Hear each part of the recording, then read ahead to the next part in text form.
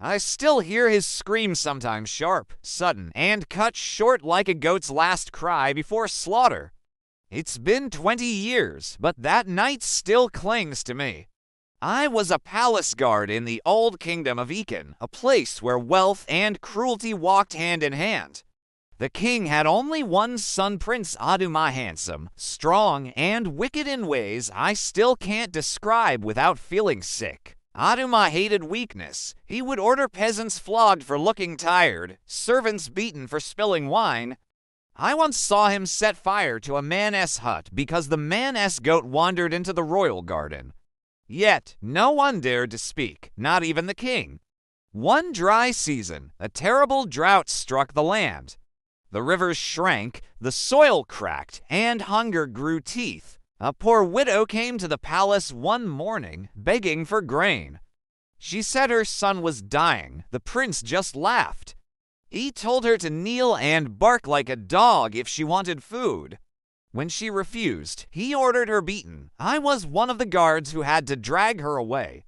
Her eyes met mine as she bled on the ground. She whispered, "He will beg for water one night, and no one will answer." I didn't think much of it until the night it happened. It was a still, suffocating night, no wind, no moon. The prince had gone to bed after a lavish feast, drunk and full of laughter. Around midnight, we heard him shouting, not angry, but terrified. He was screaming for water. He said his throat was burning. I ran to his chamber with 2 other guards. When we entered, he was on the floor, clawing at his neck. His lips were cracked and dry, his tongue swollen like a rotten yam. The water jug right beside him was full, but he couldn't drink. Each time he tried, he choked violently. He screamed again louder, desperate. Then suddenly, his eyes went wide as if he saw something standing right behind us.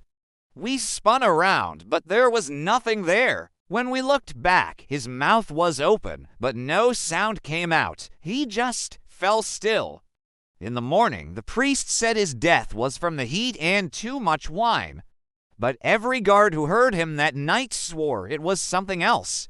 I still see his face in my dreams, dry lips, bulging eyes, staring at something none of us could see. And sometimes, when the nights are hot and still, I wake up with my own throat dry, and I can almost hear his voice again, whispering for water.